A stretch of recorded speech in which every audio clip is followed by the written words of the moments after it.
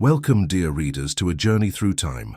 Today we'll take you to 1884 England, an era where honor was worth more than gold and love could bloom even from the deepest hatred. Let's discover together how 100 winter days can transform two wounded souls into something far greater than they ever imagined. But before we begin this exciting story, tell me, from which city are you watching? Leave it in the comments. And don't forget to subscribe to the channel and leave that like so more people can travel with us through these pages of time. Surrey, England, winter of 1884. London rain hammered the windows of White's Club like bitter tears against crystal. In the main salon, enveloped by the scent of Cuban cigars and French cognac, men in dark coats whispered numbers that decided destinies. It was a night where dignity was sold for pounds sterling. Lady Charlotte Pemberton stood in the center of the room, her silhouette wrapped in black velvet, contrasting with skin pale as porcelain. Her green eyes, inheritance from her Irish grandmother, gazed at the Italian marble floor with a dignity that not even humiliation could break. Her long, delicate fingers held a Belgian lace handkerchief, her mother's last relic, while her breathing formed a measured rhythm like a silent prayer. 40 days for the young lady, shouted a corpulent man whose red face betrayed excesses with port wine. 60, replied another, adjusting his gold monocle over his right eye. William Pemberton, Charlotte's brother, watched from a shadowy corner, his hands trembling not just from the cold that seeped through the cracks of the ancient windows. Opium had stolen his youth at 25, leaving only a gentleman's ghost. His gambling debts, £10,000, were the price of his degradation, and now his sister paid for his sins. It was then that a voice emerged from the back of the salon, cutting through the air like a sharp blade through silk. 100 days. The silence that followed was absolute. Even the rain seemed to diminish its intensity. Charlotte slowly raised her gaze, like a wounded swan recognizing its predator. Her eyes met those of Lord Edmund Ashworth. He walked between the mahogany tables with the predatory elegance of a Siberian wolf. Tall, with broad shoulders that betrayed years of physical work uncommon for his class, Edmund possessed hair black as coal and eyes the color of tempered steel.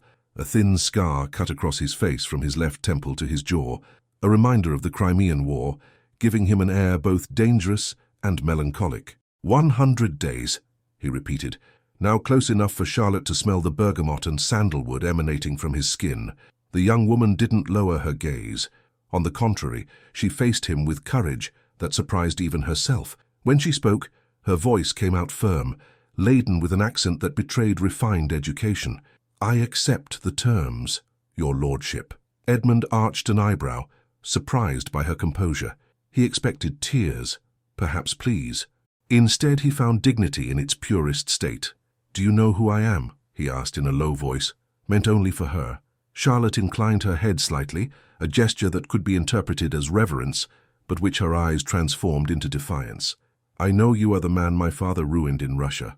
I know you built your fortune upon the ashes of what my family destroyed. She paused, breathing deeply.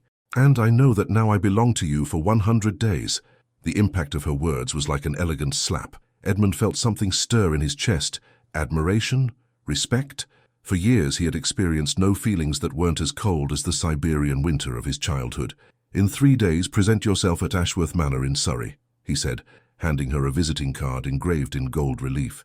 At 6 in the morning.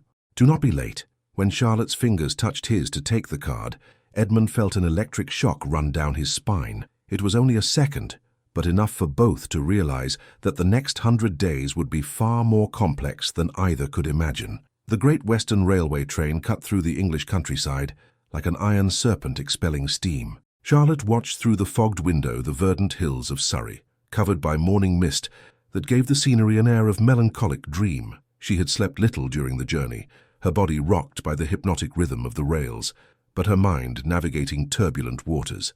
Beside her, a worn leather suitcase held her only possessions: 3 wool dresses, a winter coat that had been her mother's, some books in French and Russian, gifts from her childhood governess, and an amethyst brooch, the Pemberton family's last jewel. Surrey Station emerged from the mist like a Gothic fairy tale castle. Dark stone platforms, covered by wrought iron structures, echoed with the metallic sounds of trains and the shouts of porters. Charlotte descended with her modest luggage, feeling the cold morning air penetrate through her thin coat. A black carriage awaited her, pulled by two Shire horses, imposing as soldiers in formation. The coachman, a middle-aged man with greying moustaches, respectfully touched his hat. "Lady Pemberton? I'm Henderson. Lord Ashworth sent me to fetch you." The journey to the manor lasted 40 minutes through winding roads lined by centuries-old oaks. Charlotte watched the landscape gradually change. Pasture fields where sheep looked like terrestrial clouds, stone walls covered by ivy, and in the distance, the chimneys of Edmund's textile factory releasing steam that mixed with the low clouds. Ashworth Manor emerged like a vision from a Gothic novel. Built in limestone during Queen Anne's reign, the three-story edifice presented tall windows with elaborate frames, circular towers at the extremities, and a front garden that, even in winter, maintained its elegance through geometrically perfect topiaries. Mrs. Margaret Thornton, the housekeeper, waited at the main entrance. She was a 50-year-old woman, Scottish, with greying hair pulled into a severe chignon and blue eyes that seemed capable of seeing through souls. She wore a black dress with a starched white apron, and her hands, though calloused from work, moved with a gracefulness that betrayed refined education in her youth. "Lady Pemberton," she said with a Highlands accent, "welcome to Ashworth Manor. I am Mrs. Thornton, housekeeper of this house for 15 years. Charlotte inclined her head politely. "Very pleased to meet you, Mrs. Thornton. Lord Ashworth is in London. He will return tomorrow. Allow me to show you your quarters."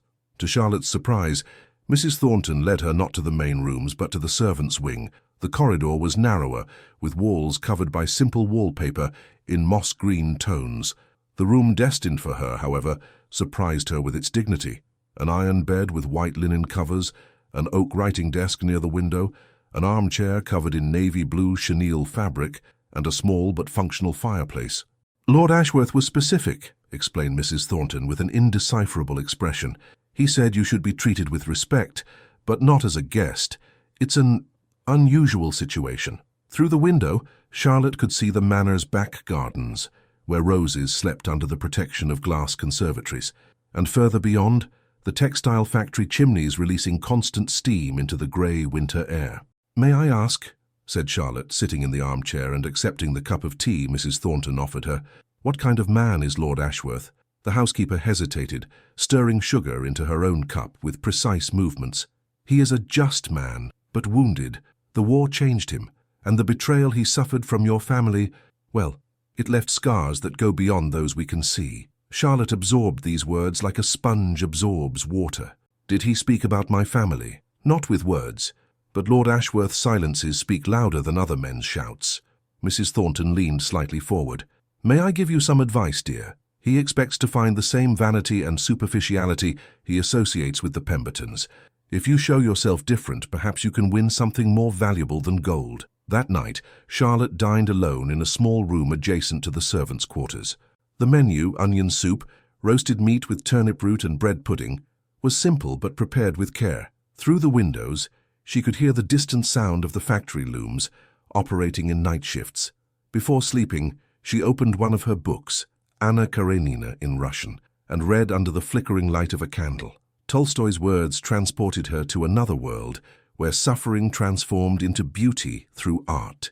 She didn't yet know that, a few kilometers away, Edmund also read in Russian, trying to find in Pushkin's words relief for the storm that Charlotte had awakened in his iron heart. Dawn arrived with fine rain that transformed the manor's gardens into an impressionist watercolor. Charlotte awoke to the melodic sound of drops against her window, a rhythm that seemed to compose a morning symphony. After putting on one of her wool dresses, navy blue with a high collar, she went down for breakfast. The servants' dining room was cozy, with a solid oak table and chairs with woven straw seats. Mrs. Thornton already awaited her with black tea, scrambled eggs, bacon and toast with homemade strawberry jam. "Lord Ashworth arrived during the night," informed the housekeeper, serving her a steaming cup. "He's been in his office since 5 in the morning reviewing factory documents." Charlotte felt her stomach contract. The first official meeting was approaching. "Mrs. Thornton," she said, delicately cutting the bacon, "may I ask you about the Ashworth family? I need to understand what my father did to cause such resentment." The housekeeper sighed, her experienced hands smoothing her apron. Lady Catherine Ashworth, Edmund's mother, was an extraordinary woman. Russian by birth, daughter of a count from St. Petersburg, she married Edmund's father for love, not convenience, something rare at the time. She paused, as if organizing painful memories.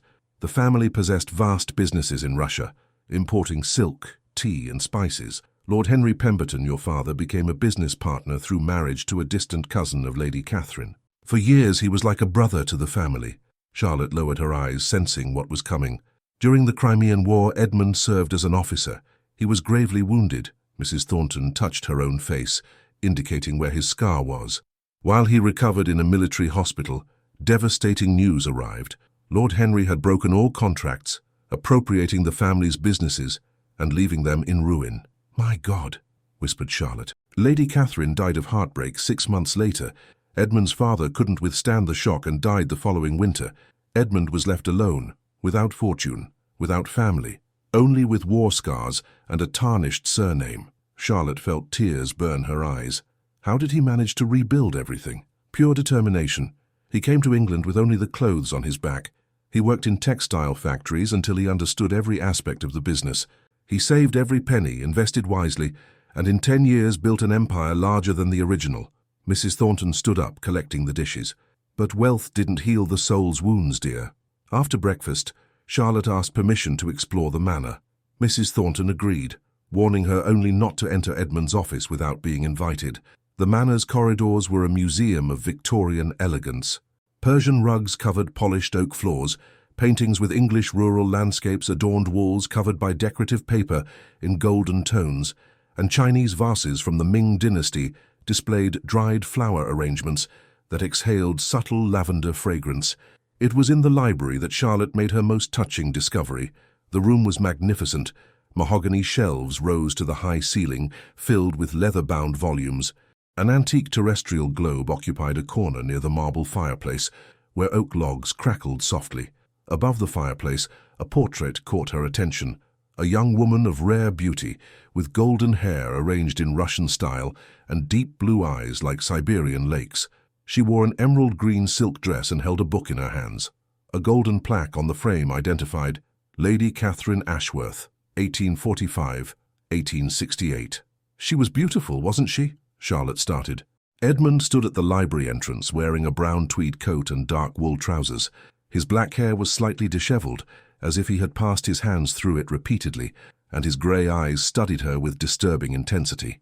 "I beg your pardon, my lord," she said, curtsying. "I didn't know I shouldn't be here." "Don't apologize." He approached, his boots producing a rhythmic sound on the wooden floor. "This was my mother's favorite room. She said books were bridges between souls." Edmund stopped beside Charlotte, both contemplating the portrait. She could feel the warmth emanating from his body and the masculine aroma that mixed bergamot with something wilder, perhaps Siberian pine. "She spoke Russian to me as a child," he continued, his voice carrying a melancholy that touched Charlotte's heart. "She said that a man who masters several languages possesses several souls." Charlotte breathed deeply before speaking. "Говорила ли она вам, что язык — это музыка души? Did she tell you that language is the music of the soul?"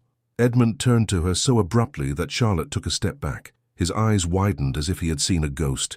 "You speak Russian," he said, not as a question but as a shocked statement. "My governess was from Moscow. She taught me from childhood." Charlotte remained firm under his penetrating gaze.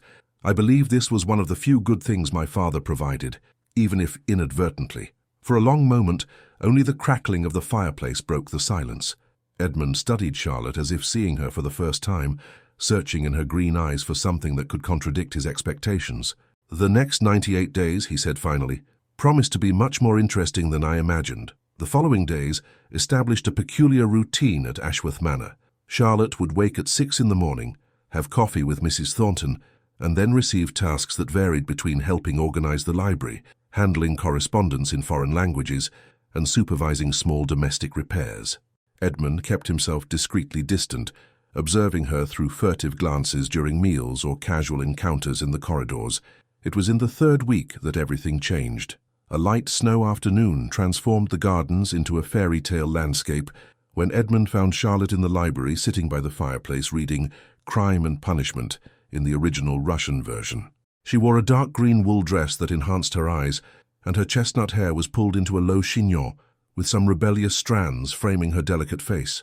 "Dostoevsky," he observed, approaching with a steaming cup of tea in his hands. "Heavy reading for a snowy afternoon?" Charlotte raised her gaze, marking the page with a small silver bookmark. I think Raskolnikov's anguish matches the melancholic weather. And what do you think about his theory? That some men are above common morality. I think it's a coward's excuse to justify his crimes. Her answer was direct, without hesitation. A truly superior man creates morality. He doesn't ignore it. Edmund arched an eyebrow, impressed. He hadn't expected such a profound analysis. Interesting perspective. And what about the suffering that Dostoevsky sees as a path to redemption? I believe suffering only purifies those who already possess goodness in their souls. In others, it only generates more bitterness. Her words hung in the air like snowflakes, delicate but laden with meaning. Edmund placed his cup on the table beside Charlotte's armchair and, on impulse, went to a specific shelf, returning with a chessboard. Do you play? He asked. A little, she replied, closing the book.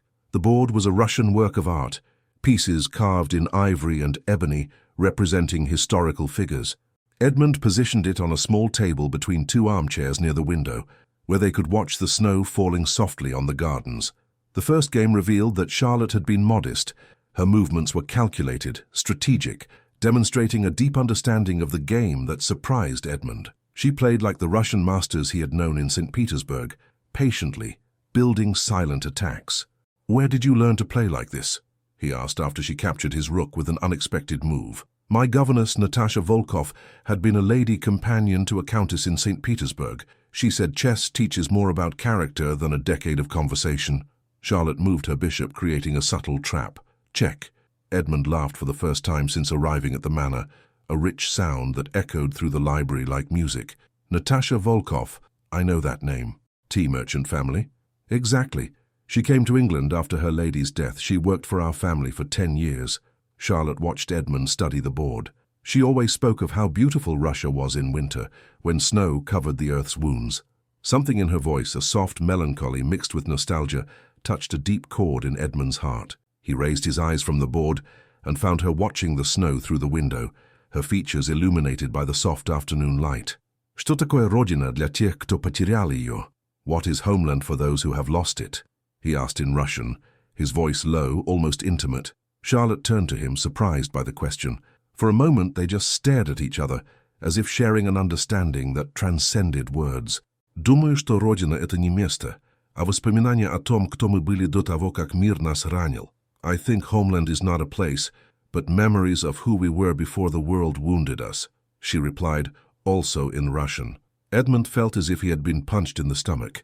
Charlotte's words, spoken in that language that was simultaneously his and not his, touched wounds he thought were healed. You understand, he said, returning to English, why I need revenge.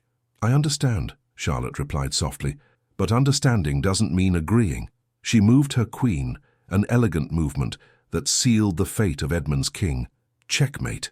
That night, after Charlotte retired to her quarters, Edmund remained in the library until late, looking at the board where the pieces remained in the final position of the game. For the first time in 10 years, he questioned whether his thirst for revenge was worth more than the possibility of finding peace. 3 floors above, Charlotte wrote in her diary by candlelight, Day 21. Today I played chess with my captor and discovered that perhaps he is more prisoner than I. There's a sadness in his eyes that speaks of losses greater than fortune. I wonder if these 100 days weren't destined to save us both. The English winter showed its severest face when troubles began. One February morning, Charlotte was awakened, not by Mrs. Thornton's gentle bell, but by indignant shouts echoing from the factory courtyard. Quickly putting on a robe over her nightgown, she ran to the window and saw a crowd of workers gathered, many carrying improvised placards. Mrs.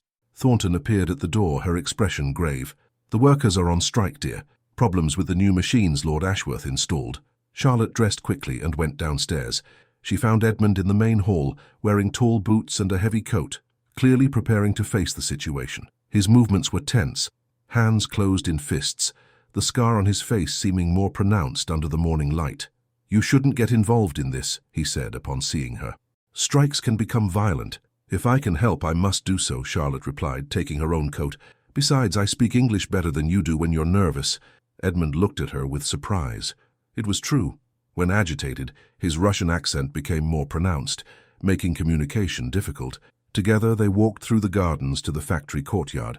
The red brick building rose imposingly, with its enormous windows and smoking chimneys.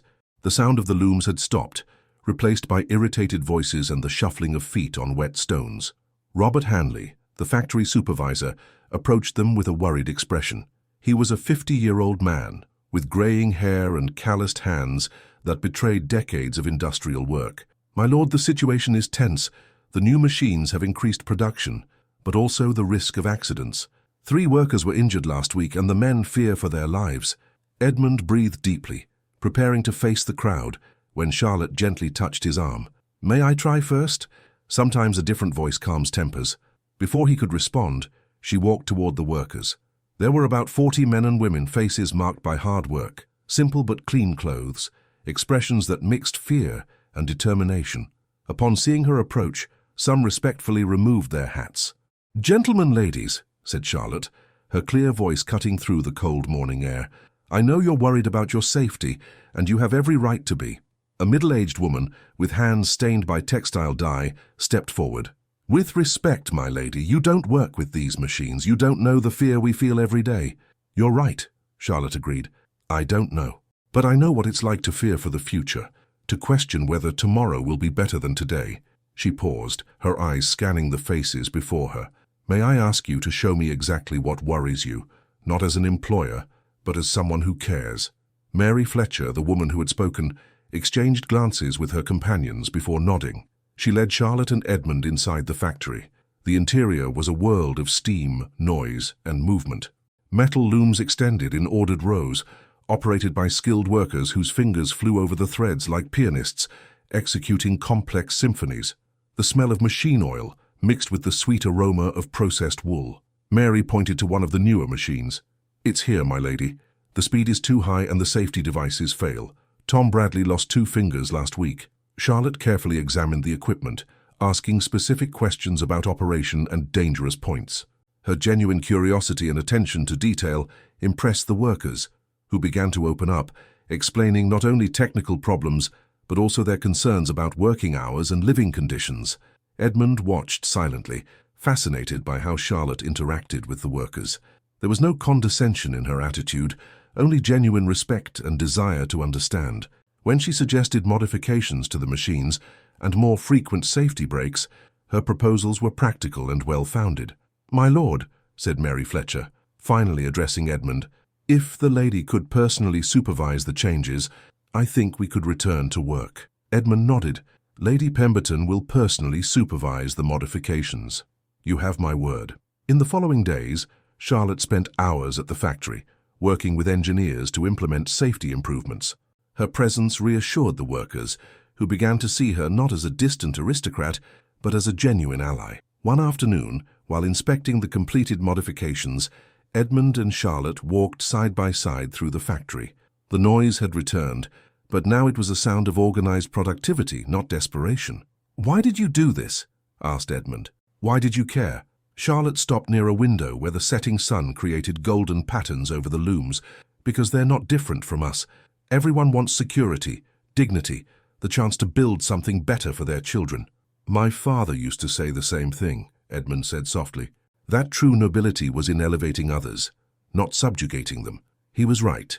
At that moment, watching Charlotte greet a worker who proudly showed her a newly produced fabric, Edmund felt something he hadn't experienced in years.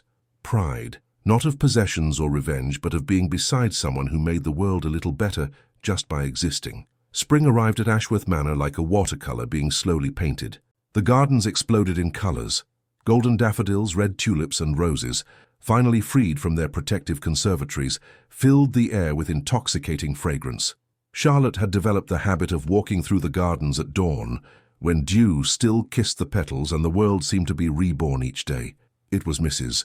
Thornton who brought the news that would change everything. "Lord Ashworth has decided to host a ball," she announced during breakfast, her voice carrying unusual anxiety. "He's invited all of Surrey's rural society.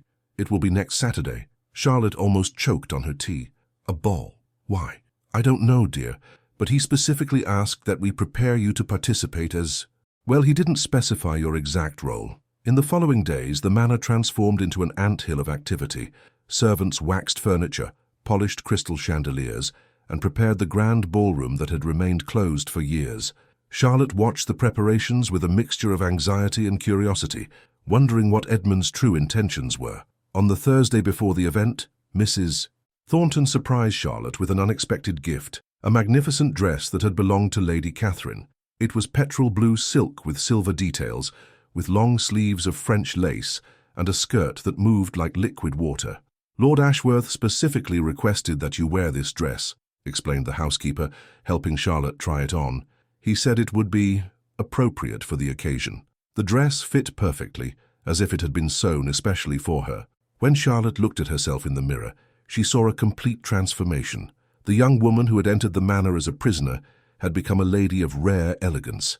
On Saturday night, guests began to arrive. Elegant carriages travelled the main avenue, unloading Surrey society's cream. Baronets, lord lieutenants, prosperous merchants, and their wives adorned with jewels that captured the light from external lanterns. Charlotte remained in her quarters until Mrs. Thornton came to fetch her. Upon descending the main staircase, she felt all conversations cease. The ballroom was magnificently decorated. Crystal chandeliers projected light prisms onto walls covered with golden damask. Floral arrangements perfumed the environment, and a small chamber orchestra played Viennese waltzes. Edmund awaited her at the foot of the stairs, wearing a black tailcoat with grey silk vest and white tie. His hair was combed back, accentuating the strong line of his jaw and the intensity of his grey eyes. When he saw her descending, his expression revealed admiration he couldn't disguise. "Lady Pemberton," he said, offering her his arm, "you look stunning." The murmur that ran through the salon was almost audible. The guests watched with poorly disguised curiosity. Who was this young woman presented by the mysterious Lord Ashworth? "Allow me to introduce Lady Charlotte Pemberton," Edmund announced to the salon, "our esteemed guest." The next hours were a test of social endurance. Charlotte was introduced to dozens of people, each more curious than the last about her presence at the manor. She handled indiscreet questions with elegance, answering only what was necessary while observing Edmund interact with his guests. It was when the orchestra began a Russian waltz that everything changed. The melody was Tchaikovsky's, melancholic and passionate, seeming to invoke memories of St. Petersburg salons and Siberian nights. Edmund approached Charlotte. "Would you dance with me?" She accepted his extended hand, and together they moved to the center of the salon. When he took her in his arms, Charlotte felt an electric current run down her spine. The proximity of their bodies, the masculine perfume emanating from his skin, the controlled strength of his hands, everything conspired to awaken sensations she didn't know existed. Edmund danced like a Russian prince, guiding her through the complex waltz steps with natural elegance. His eyes remained fixed on hers, as if trying to communicate something that words couldn't express. "Вы танцуете, как императрица," he whispered in Russian. "You dance like an empress." "А вы как князь из сказки," she replied, her voice low, intimate, "and you like a prince from a fairy tale." The other couples gradually stopped dancing to watch them. It was like witnessing a love story being told through movements, a silent conversation between two souls finally recognizing each other. When the music ended, the salon exploded in applause. Edmund kept Charlotte in his arms for a moment longer than necessary, their faces separated by only a few centimeters. "Charlotte," he said, using her name for the first time, his voice hoarse with emotion. "Edmund," she whispered in response. In that instant, both understood that the 100 days had become irrelevant. What was being born between them transcended contracts and revenge. Later that night, after the guests departed, Charlotte and Edmund walked through the gardens under the full moon's light. The air was perfumed with the aroma of roses and jasmine, and the distant sound of a nightingale created a perfect soundtrack for the moment. "Why did you organize the ball?" she asked. Edmund stopped near a fountain where crystalline waters reflected the moonlight. "I planned to humiliate you before society. I wanted them to see a Pemberton in a subservient position." Charlotte felt her heart tighten. "And why didn't you do it?" "Because I discovered I cannot destroy something that has become precious to me." His words hung in the night air, like rose petals carried by the wind. Charlotte felt tears burn her eyes, not from sadness, but from a happiness so intense it hurt. "The next 54 days," she said softly, "will be very different from the first 46. Edmund took her hands in his long fingers intertwining with hers. "Charlotte, I know," she whispered. "I do too."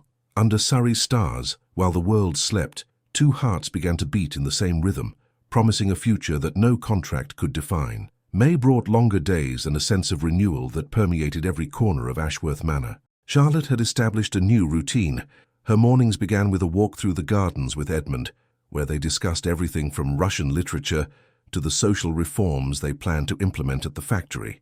Her afternoons were dedicated to supervising improvements in working conditions, and her evenings were filled with chess games, shared readings, and Russian conversations that extended into the early hours. Captain James Hartwell's arrival shattered this harmony, like a stone thrown into tranquil waters. It was a Thursday afternoon when the military carriage stopped before the manor. Charlotte was in the library, organizing a collection of Pushkin poems, when she heard the sound of wheels on gravel and horses neighing. Through the window, she saw a tall, elegant man descend from the carriage. Impeccable military uniform, blonde hair combed with military precision, and a bearing that betrayed years of command. Mrs. Thornton announced the visit with a grave expression. Captain Hartwell requests an audience with Lord Ashworth and Lady Pemberton. Edmund appeared in the library a few minutes later, his expression tense. "Do you know Captain Hartwell?" Charlotte felt her stomach contract. "I know him. We were close before my family's ruin." "Close how?" "There was an implicit understanding between our families, an arranged marriage that would become official when I turned 25. Edmund clenched his fists, his jaw contracting. "And now he comes to claim his rights?" "I don't know why he came." They found Captain Hartwell in the main salon, examining a painting of English landscape. He was indeed an impressive man. Tall, broad shoulders, aristocratic features that women considered charming. When he turned to greet them, his smile was confident, almost predatory. "Charlotte, my dear," he said, taking her hand and kissing it with familiarity that made Edmund grit his teeth. "You're even more beautiful. Country life suits you well." "Captain Hartwell," she replied, delicately withdrawing her hand. "This is an unexpected surprise." "And Lord Ashworth," continued James, extending his hand to Edmund, "your reputation precedes you. They say you're a business miracle." Edmund shook the offered hand with unnecessary force. "Captain." During dinner, served in the formal salon with the family's best porcelain, James revealed his intentions with the subtlety of a bull in a china shop. He spoke about his military decorations, his social position, his properties in Hampshire, and gradually directed the conversation towards Charlotte. "As you know," he said, delicately cutting the roasted lamb, "I've always maintained special affection for Charlotte. Her family's misfortunes haven't changed my feelings." Charlotte felt Edmund tense beside her. "Captain, I'm grateful for your loyalty, but—" "Actually," interrupted James, "I've come to make a formal proposal." He turned to Edmund. "Lord Ashworth, I know Charlotte is under your protection due to family matters. I'm willing to compensate you financially to release any commitment you might have." The silence that followed was glacial. Edmund placed his cutlery down with deliberate control, his grey eyes narrowing dangerously. "Captain Hartwell," he said, his voice low but loaded with threat, "are you suggesting that Lady Pemberton is property to be negotiated?" "That's not what I meant," James replied quickly. "But I understand that businessmen value practical arrangements." Charlotte felt anger grow in her chest, like fire fed by strong wind. "Captain, I am not an object to be auctioned between gentlemen. I have my own voice in this matter." "Of course, my dear, but surely you prefer a respectable future to whatever your current situation may be." It was Edmund who stood first, his height and presence dominating the salon. "I believe the conversation has come to an end." "On the contrary," said James, also standing. "Charlotte, I ask you to consider my proposal. I offer you marriage, social position, security." "What can you expect here?" Charlotte looked at Edmund, then at James, feeling the weight of a decision that would change the course of her life. When she spoke, her voice came out firm, clear, unwavering. "Captain Hartwell, I thank you for your proposal, but I must decline. My place is here." "Here? As a servant to a Russian who bought your family like cattle?" Edmund took a threatening step toward James. "Leave. Now." "Charlotte," insisted James, ignoring Edmund, "don't be foolish. What future can you have with this man? He uses you to satisfy his thirst for revenge." "The future I choose," she replied, moving to stand beside Edmund. "With the man I've learned to respect and love." The word love echoed in the salon like a ringing bell. Edmund turned to Charlotte, his eyes revealing surprise and an emotion so intense that she felt her legs tremble. James watched the scene with growing disbelief. "Love? Charlotte, he is your enemy. He ruined your family." "No," said Charlotte softly. "My father did that. Lord Ashworth only protected what remained of his honor." Defeated, James headed toward the door, but stopped at the threshold. When you tire of playing Pygmalion with a Pemberton, Lord Ashworth, remember that some mistakes cannot be undone. After his departure, Charlotte and Edmund remained silent in the salon. The tension from the confrontation still vibrated in the air like violin strings after an intense symphony. "Did you mean it?" Edmund finally asked, his voice hesitant. "About loving?" Charlotte turned to face him, her green eyes shining with contained tears. Every word. Edmund took her in his arms then, kissing her with a passion that had been repressed for weeks. It was a kiss that spoke of relief, gratitude, desire, and love, all mixed in a moment that seemed to suspend time. When they separated, both were breathing rapidly. "Charlotte," he whispered, "forgive me for bringing you here as a prisoner. If I could undo—" "Don't undo anything," she interrupted, gently touching the scar on his face. "Everything brought us to this moment. Everything was worth it." That night, for the first time in months, Charlotte wrote in her diary, with hands trembling from happiness.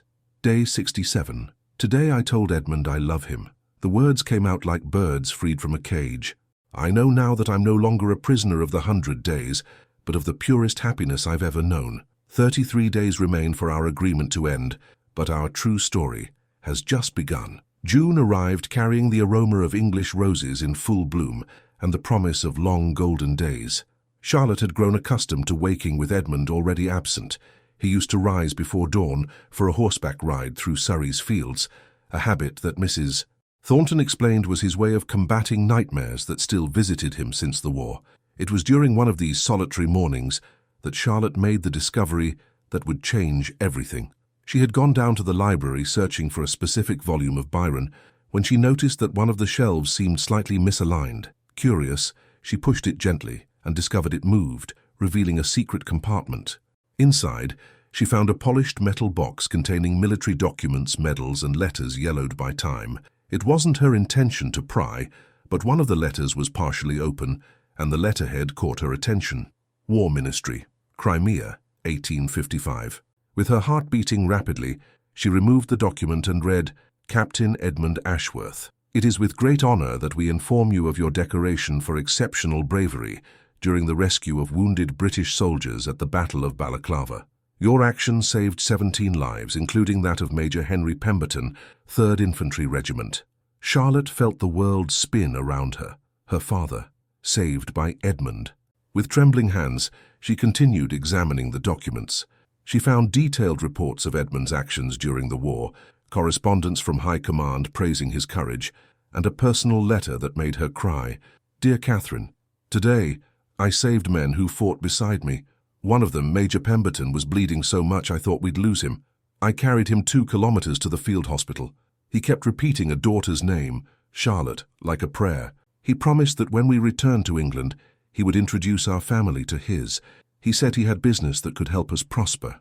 Tears rolled down Charlotte's face when Edmund entered the library, still wearing riding clothes, his hair disheveled by the morning wind. Upon seeing her with the documents, he stopped abruptly.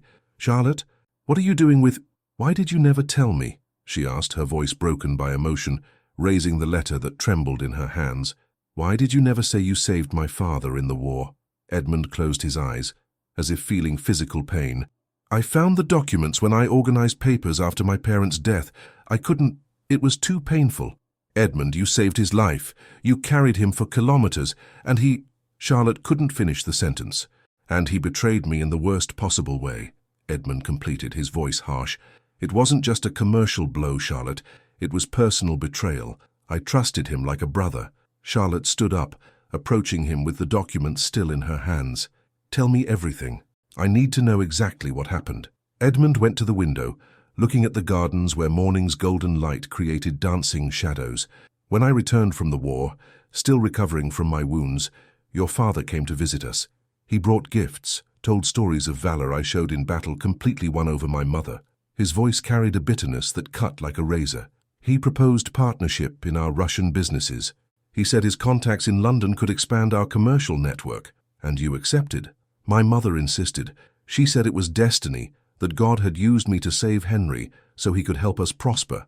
Edmund laughed bitterly. "For 6 months he was the son my parents never had. He dined with us, played chess with my father, read Russian poetry with my mother. Charlotte felt nausea grow in her stomach. What did he do? He falsified documents, transferred all Russian properties to his name, sold our stocks and disappeared to London. When we confronted the lawyers, we discovered we had no legal recourse. He had manipulated every contract with mastery. My God. My mother died of heartbreak 6 months later. She said Henry's betrayal had broken her faith in humanity. Edmund turned to Charlotte, his grey eyes shining with contained tears. My father followed her 3 months later. I was left alone, without family, without fortune, only with a medal that reminded me daily that I had saved the man who destroyed everything I loved. Charlotte dropped the documents and ran to embrace him. Edmund resisted for a moment, then yielded, enveloping her in his arms as if she were a lifeline in a stormy sea. "Edmund, I'm so sorry," she whispered against his chest. "I'm so sorry for what my father did, for the pain he caused. Charlotte, you're not responsible, but I am a Pemberton. I carry this name, this guilt." She pulled back slightly to look into his eyes.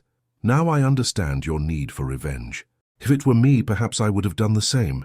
"No," he said, gently touching her face. "You're different. You're everything your family should have been and never was." They remained embraced in the library, surrounded by the books they both loved, while the morning sun warmed their bodies and souls. Charlotte understood in that moment that her presence there wasn't punishment. It was redemption, for both of them. "Edmund," she said finally, "I want to compensate for what my father did. I don't know how, but—" "You already have compensated," he interrupted, gently kissing her forehead. "You taught me that not all kindness is self-interest, not all loyalty is vulnerability. You gave me back the ability to trust, and you taught me that strength and gentleness can coexist, that revenge and forgiveness are sometimes the same thing." That afternoon they walked together through the gardens, visited the factory where workers greeted them warmly, and at nightfall sat on the terrace to watch the sunset, paint Surrey's sky in gold and crimson tones. 32 days left," said Charlotte softly. "No more," replied Edmund, intertwining his fingers with hers. "There's no more deadline, no more contract. There's only us two and the future we choose to build." While the first stars appeared in the summer sky, Charlotte knew she had found her true home, not in a place, but in the arms of a man who had learned to transform scars into wisdom and pain into love. July brought with it the heat of English summer, and a letter that would change the course of the last days of the agreement between Charlotte and Edmund. The missive arrived on a lavender-scented morning, brought by a messenger who had ridden all night from London. Charlotte was in the rose garden, cutting flowers for house arrangements, when Mrs. Thornton appeared with the sealed envelope. The paper was of inferior quality, the handwriting tremulous but recognizable. "It's from William," she said, with a mixture of anxiety and hope in her voice. Edmund, who was watering nearby plants, approached while she read. Charlotte's face gradually transformed, first surprise, then relief, finally tears of happiness. "He's clean," she whispered, looking at Edmund. "William has left opium. He's working as a clerk in a law office in London and wants to come ask for forgiveness. From you, from both of us. He says he now understands the magnitude of what he did and wants to try to repair the harm he caused." Edmund remained silent for a long moment, watching Charlotte's tears shine under the golden morning light. His first reaction was refusal. Why receive the man whose debts had initiated all that drama? But looking at the hope on the face of the woman he loved, he felt his resistance melt. "Invite him," he said finally. "Everyone deserves a second chance." William arrived 3 days later, in a simple carriage that contrasted dramatically with the luxury he was accustomed to. Charlotte watched from the library window as he descended, thinner, with modest but clean clothes, movements that no longer betrayed the agitation of addiction. His eyes, previously always evasive, now looked directly ahead. The siblings' reunion was touching. Charlotte ran to embrace him in the main hall, and for a moment they were just two children who had lost much and finally found each other again. "Charlotte," said William, his voice hoarse with emotion, "forgive me for everything, for putting you in this situation, for—" "You're here now," she interrupted. "You're well. That's what matters." Edmund appeared at the top of the staircase, descending slowly. William straightened up, preparing for the encounter he had mentally rehearsed during the entire journey. "Lord Ashworth," he said, making a deep bow, "I've come to ask your forgiveness and offer what I can to repair the damage I caused." Edmund studied the young man for a long moment. He saw in him echoes of Charlotte, the same green eyes, the same delicate jawline, but also something new, genuine humility where there had once been arrogance. "Stand up, William." Free men don't bow. During dinner served in the family salon instead of the formal one, William told his story, how he had hit rock bottom after Charlotte left, spending 3 months in miserable conditions at London's docks, how a Methodist pastor found him, offering work in exchange for sobriety, how withdrawal pain almost killed him, but the thought of redeeming himself before his sister kept him alive. I now work for Messrs. Whitfield and Associates, he explained, carefully cutting his lamb. 12 hours a day copying legal documents. The salary is modest, but honest. And the creditors? Asked Edmund. I agreed to pay £5 monthly. It will take 20 years, but I'll pay every penny. William paused. I also brought this. He removed a small velvet package from his coat. Inside was a ruby ring that had belonged to Charlotte's mother. I managed to redeem it from the pawnbroker. So I know it doesn't compensate even 1% of what I cost, but Charlotte took the ring with tears in her eyes. It was the last physical connection to her mother, and she thought she had lost it forever. William, said Edmund softly, may I make you a proposal? Sir? I need someone to manage the expansion of our businesses to London. The work requires absolute integrity, commercial knowledge, and the ability to relate to lawyers and bankers. Edmund leaned forward. The salary would be £20 monthly, plus commissions on successful contracts. William paled. Lord Ashworth, I cannot accept charity. It's not charity. It's a commercial offer. Edmund smiled slightly. Charlotte taught me much about giving second chances, but if you fail me, there won't be a third. He won't fail, said Charlotte firmly, placing her hand over her brother's. Will you promise? I promise. In the following days, William remained at the manor, learning the details of Edmund's business and reconnecting with Charlotte. It was touching to watch them walking through the gardens, him listening attentively while she described the factory reforms and their future plans. One afternoon, while Charlotte and Edmund played chess in the library, William appeared at the door with a hesitant expression. May I interrupt? Of course, said Charlotte, moving her queen to protect the king. I want to thank you both again, and say that I see how you look at each other, how you speak to one another. He smiled for the first time since his arrival. Mother would be happy knowing you found true love, Charlotte, even if it arose from unfortunate circumstances. Edmund and Charlotte exchanged glances laden with meaning. William, said Edmund, I would like to formally ask for your sister's hand in marriage. With my blessing and joy, William replied immediately, but I believe the decision is hers. Charlotte felt her heart accelerate. Edmund, are you sure? I'm a Pemberton, I always will be. You'll be an Ashworth, he said, kneeling beside her chair and taking her hands. If you'll accept me as your husband. Yes, she whispered, tears of happiness rolling down her face. 1,000 times yes. William applauded. Mrs. Thornton appeared as if by magic with champagne she kept reserved for special occasions, and for the first time in years, Ashworth Manor echoed with sounds of genuine celebration. That night, while the family, for now they were family, toasted on the terrace under July's stars, Charlotte reflected on how redemption sometimes comes disguised as tragedy, and how love can flourish even in the most arid soil of revenge. The dawn of the 100th day arrived with a softness that seemed suspended in time. Charlotte awoke before sunrise, not from anxiety, but from a strange sensation of completeness, as if a cosmic cycle were closing.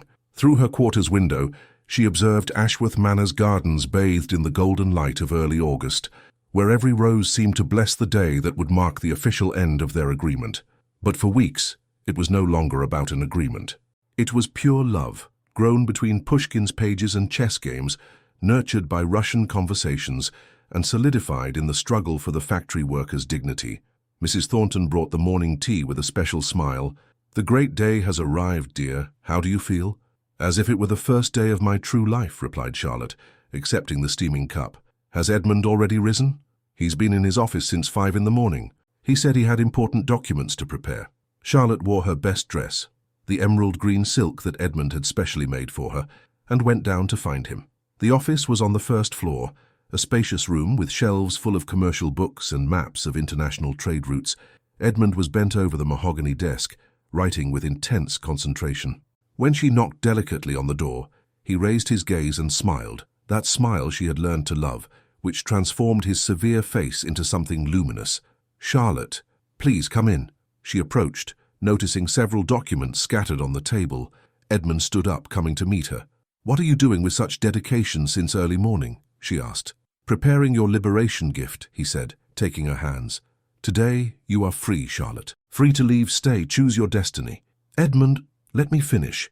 He led her to an armchair near the window. "These 100 days taught me that revenge is a prison we build for ourselves. I brought you here to punish your family, but who was transformed was me." Charlotte felt tears beginning to form in her eyes. "Therefore," continued Edmund, going to the desk and returning with a document, "I prepared this. It was an elegant parchment, sealed with red wax." Charlotte opened it with slightly trembling hands and read, "By this document, I, Edmund Mikhailovich Ashworth, declare settled all debts of the Pemberton family to my person, forgiving any past grievance and renouncing any right to compensation. Furthermore, I transfer to Lady Charlotte Pemberton the property of £1,000 sterling and a house in London, so she may rebuild her life with dignity and independence." "Edmund, I cannot accept." "You can and must. It's yours by right, as compensation for the days you spent here against your will." Charlotte carefully folded the document, her green eyes shining with a mixture of tears and determination. "And if I don't want my freedom, how so?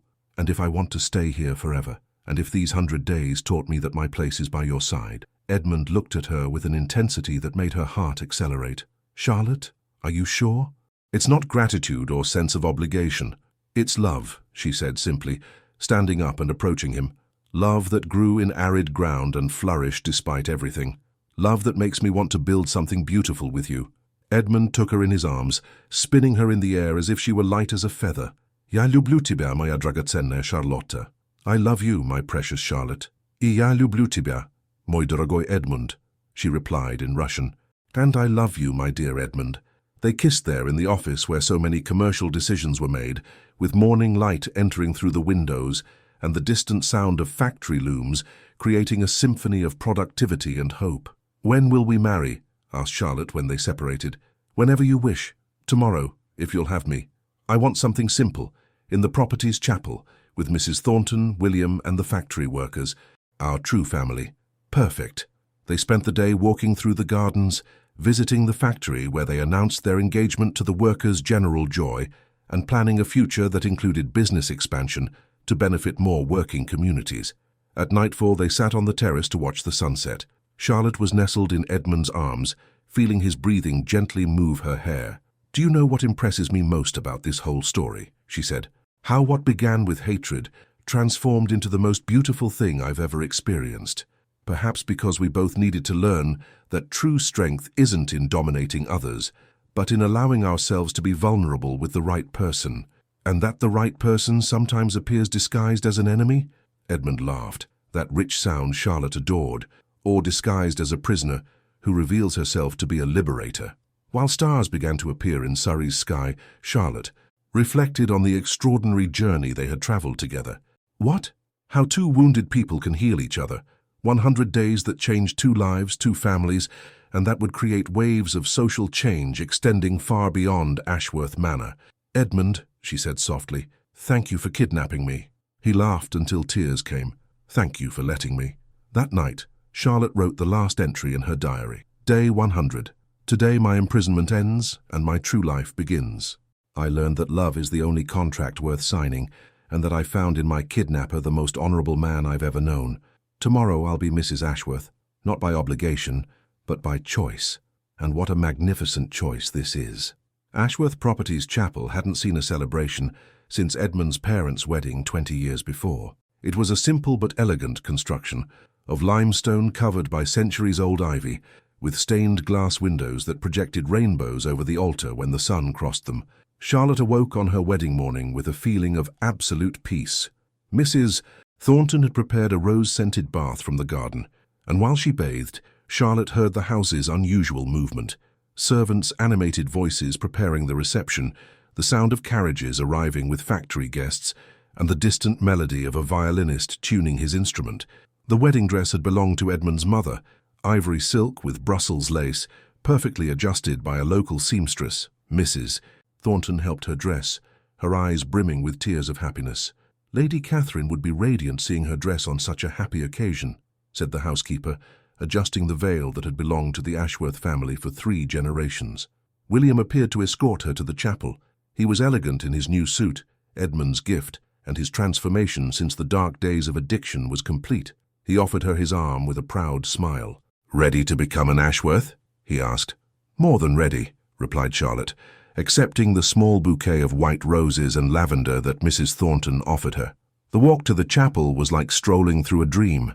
The gardens were at the height of their summer beauty, with roses of all colors creating a visual symphony, and the air perfumed with the sweet aroma of jasmine and honeysuckle. Factory workers and their families lined respectfully along the path, waving and smiling at the bride, who had conquered their hearts with genuine kindness. Inside the chapel, Edmund awaited her at the altar.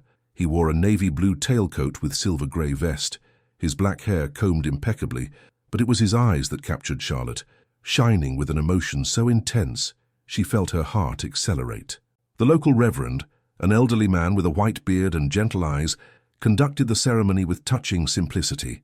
The vows were made in English and Russian, honoring the two cultures now uniting. "Я обещаю любить тебя всей душой," Edmund promised in Russian. "I promise to love you with all my soul." «И я обещаю быть твоей спутницей в радости и в горе», Charlotte replied in the same language. "And I promise to be your companion in joy and sorrow." When they kissed as husband and wife, the chapel exploded in warm applause. Mrs. Thornton cried openly, William whistled like a mischievous boy, and the workers shouted cheers that echoed through the gardens. The reception was held in the gardens, under white tents decorated with wildflower garlands. Edmund had insisted that all factory employees and their families be invited, creating a celebration that mixed social classes in an unprecedented way for the era. Mary Fletcher, the worker who had led negotiations during the strike, approached the newlyweds with a special gift, a shawl woven by the factory women, with patterns that told the story of Charlotte and Edmund's romance through delicate symbols. "For the lady who taught us that kindness knows no social boundaries," said Mary, placing the shawl over Charlotte's shoulders. During dinner, served at long tables that accommodated everyone from local lords to factory apprentices, Edmund stood for a toast. "Friends, 100 days ago I brought Charlotte to this house, driven by revenge and bitterness. Today she not only saved my soul from darkness, but showed us all that true change begins when we choose love instead of hatred." He turned to Charlotte, his eyes shining. "My dear wife, you transformed a house into a home, workers into family, and a broken man into someone capable of dreaming again. I promise to spend every day of our life honoring the gift that you are." Charlotte stood up, radiant. "Edmund taught me that true strength isn't in dominating, but in building. Together, we'll continue creating a world where dignity and opportunity aren't privileges, but rights." The celebration extended into the early hours. Workers' children played between tables, while their parents danced to the sound of English and Russian folk music. It was a party that broke barriers and created memories that would last generations. When they finally retired to the manor, Charlotte and Edmund walked hand in hand through the gardens under the full moon's light. They stopped by the fountain where they had shared their first intimate moment months before. "Mrs. Ashworth," said Edmund, experimenting with the name. "How well it sounds." "Even better will be when our children carry this name," replied Charlotte, nestling in his arms. "Children who will grow up knowing that love can be born even from the most unlikely circumstances, and who will be raised to build bridges, not walls." That night, in their matrimonial bedroom, Lady Catherine's former room, renovated especially for them, Charlotte and Edmund sealed their union with tenderness and passion that transformed two wounded hearts into one soul. The golden autumn of 1885 painted Surrey with strokes of amber and crimson, when Charlotte Ashworth felt the first signs that her life was about to change again. She was in the garden, supervising the planting of tulip bulbs for the following spring, when a familiar wave of nausea made her seek support against one of the centenary trees. Mrs. Thornton, who had become more mother than housekeeper over the last year, approached with a knowing smile. "How many weeks, dear?" Charlotte blushed, her hand instinctively moving to her still flat belly. "I think 6. I haven't told Edmund yet. He'll be radiant. He dreams of children who can play in the same gardens where he grew up." Ashworth Manor's transformation over the last year had been remarkable. What was once a silent house, haunted by ghosts of revenge, had become a vibrant home that constantly received visits from social reformers, workers who came to discuss labor improvements, and merchants interested in Edmund's innovative model. The Ashworth Textile Factory had become a national reference. With 8-hour workdays, daycare for workers' children, free medical assistance, and profit sharing, It attracted visits from industrialists throughout England who wanted to understand how Edmund achieved high productivity while maintaining happy and loyal employees. Charlotte had become a fundamental piece in this transformation. Her ability with languages made her responsible for international correspondence, while her social sensitivity established her as a natural mediator between employers and employees. Twice a week she offered reading classes for workers' children in the Manor's library. William prospered in London, managing the expansion of Ashworth businesses in the capital. His letters arrived weekly, full of enthusiasm about new contracts and his gradual settlement of old debts. There were even rumors of a romance with a respectable merchant's daughter. It was during dinner that Charlotte decided to share her discovery. Edmund spoke animatedly about plans to open a second factory in Manchester when she gently interrupted. "Edmund, I need to tell you something important." He immediately paid total attention, his grey eyes studying her face with the intensity he reserved for significant moments. "I'm expecting a baby," she said simply. The silence that followed was profound. Edmund remained completely still, processing the information until a slow and dazzling smile spread across his face. "A baby," he repeated, as if experimenting with the words. "Our baby." He stood up quickly, went around the table and took her in his arms, spinning her gently before setting her down with exaggerated care. "Charlotte, my love, are you sure?" "Absolutely." "When?" "Spring, I believe. May, perhaps." Edmund knelt before her, placing his hands on her belly with almost religious reverence. "Mój rybenek," he whispered in Russian. "My child." "Our child," she corrected, gently touching his hair. "Who will grow up knowing only love, never revenge." That night, lying in their matrimonial bed, they planned the future of the child who would come. They spoke about names that would honor both cultures, about how they would educate the child to value both Russian and English heritage, about the values of compassion and justice they wanted to transmit. "It will be different from our generation," said Edmund, gently caressing Charlotte's hair. "It will grow up in a world where love conquered hatred, where two enemy families became one. And it will learn that the best stories are those where apparent enemies become soulmates." The following months passed in joyful preparation. Edmund became even more protective, insisting that Charlotte reduce her activities at the factory. She agreed partially but maintained classes for children and international correspondence, activities she could perform seated. The news spread rapidly through the community. Factory workers organized a collection to make baby clothes, each piece embroidered with care by experienced hands. Mrs. Thornton took command of preparing the nursery, transforming one of the rooms adjacent to the couple into a nursery worthy of fairy tales. William came from London especially to celebrate the news, bringing expensive gifts and funny stories about how he would be an uncle. During his visit, he shared important news. He had asked Margaret Whitfield to marry him, and she had accepted. 2 Pemberton marriages in 2 years, joked Charlotte. Mother would be thrilled. And father, added William, his expression becoming serious, perhaps could find peace knowing that his actions, however terrible they were, ended up uniting 2 extraordinary people. The pregnancy progressed tranquilly.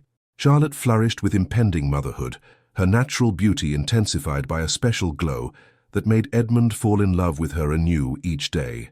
On winter nights, he read to the baby still in the womb, Russian poetry and English tales, preparing the little one for the cultural duality that would be its heritage. When spring's first flowers began to bloom in Surrey's gardens, Charlotte knew she would soon meet the face of the child who had forever sealed the union between the Ashworths and the Pembertons. The spring of 1886 arrived with an explosion of life that seemed to echo the very existence flourishing in Charlotte's womb. Ashworth Manor's gardens were magnificent, tulips in perfect geometric rows, daffodils dancing with the gentle breeze, and roses beginning to form their first buds. It was as if nature was celebrating in advance the arrival of the new Ashworth generation. Charlotte was in her 8th month of pregnancy, radiant despite natural discomfort. Her mornings were dedicated to commercial correspondence. She had become a fundamental piece in Edmund's international business expansion, especially with Russia, where her fluency in the language and cultural knowledge facilitated complex negotiations. It was on a May afternoon, while reviewing contracts for silk importation from St. Petersburg, that the first contractions began. Initially gentle, like distant waves touching a calm beach, they gradually intensified until Charlotte understood that the moment had arrived. "Mrs. Thornton," she called, her voice calm but urgent. The housekeeper appeared immediately, as if she had been waiting for the call for weeks. "Is it time, dear?" "I believe so." The manner's transformation was instantaneous. Mrs. Thornton assumed total command, sending servants to fetch the village midwife, Dr. Morrison, from London, and of course Edmund, who was at the factory supervising the installation of new machines. When Edmund arrived 20 minutes later, he found Charlotte walking slowly through the corridors, a technique that the midwife Mrs. Davies had recommended to facilitate labor. Her expression showed determination, mixed with controlled pain. "How do you feel?" he asked, offering her his arm for support. "As if I'm about to meet our miracle," she replied, stopping to breathe deeply during a stronger contraction. "Should I stay with you?" "Always." Labor lasted 14 hours. Edmund remained beside Charlotte the entire time, holding her hand, whispering words of encouragement in Russian and English, being her anchor during the waves of pain that precede life's miracle. Dr. Morrison arrived from London during the night, checking progress and assuring everyone that everything was proceeding normally. Mrs. Davies, an experienced woman who had assisted hundreds of births in the region, remained calm and encouraging. It was in the early hours of May 15th that everything changed rapidly. "I can see the head," announced Mrs. Davies. "A few more contractions, Lady Ashworth." Charlotte found strength she didn't know she possessed, squeezing Edmund's hand with intensity that left marks on his fingers. And then, with one last effort that seemed to channel all the universe's energy, she felt sudden and absolute relief. The first cry was strong and indignant, announcing to the world that a new soul had arrived. "It's a girl," exclaimed Dr. Morrison, raising a perfect little being, covered in vernix and blood, but unmistakably beautiful. Charlotte collapsed against the pillows, exhausted but radiant, while Edmund stared at his daughter with an expression of absolute amazement. When Mrs. Davies placed the clean baby wrapped in her chest, Charlotte felt an explosion of love so intense it seemed impossible her heart could contain it. "Ona prekrasna," Edmund whispered in Russian, delicately touching his daughter's tiny hand. "She is beautiful." "Perfect," agreed Charlotte, observing the baby's dark eyes, which seemed to want to absorb the entire new world around them. "What shall we call her?" asked Edmund. Charlotte had thought about this for months. "Catherine Natasha Ashworth. Catherine for your mother, Natasha for my Russian governess." "Perfect. Catherine Natasha." Edmund gently kissed his wife's forehead. "Thank you for giving me the greatest gift of my life." When the sun rose over Surrey, illuminating the gardens where two enemy families had found redemption through love, little Catherine slept peacefully in her mother's arms, unaware that her existence represented the final victory of hope over revenge. Mrs. Thornton prepared a special breakfast to celebrate. William arrived from London on the afternoon train carrying extravagant gifts, and the factory workers sent a delegation to meet the little princess, who would grow up knowing that dignity and compassion know no social boundaries. That night, while Charlotte nursed Catherine for the first time, Edmund sat beside the bed, watching the two women who had transformed his life of revenge into a symphony of love. For her, it will be natural that a Russian and an Englishwoman, two enemy families, became one through love. And when she's older, she'll understand that the best victories are those where everyone wins.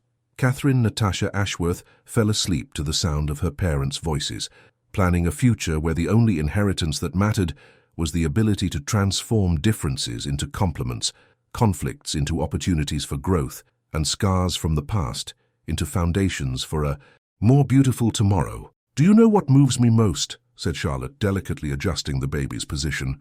"What?" "She'll grow up hearing our story not as tragedy, but as a fairy tale." 2 years had passed since Catherine's birth, and the autumn of 1888 brought with it a golden serenity that seemed to bless every corner of the Ashworth property. Charlotte walked through the gardens carrying her 2-year-old daughter, who chatted in an enchanting mixture of English and Russian, excitedly pointing at leaves dancing in the wind. "Mama, смотри! Listья танцуют!" "Mommy, look, the leaves are dancing!" exclaimed little Catherine, her dark hair shining in the sun. "Yes, my dear, they're dancing for you," replied Charlotte, kissing her daughter's forehead.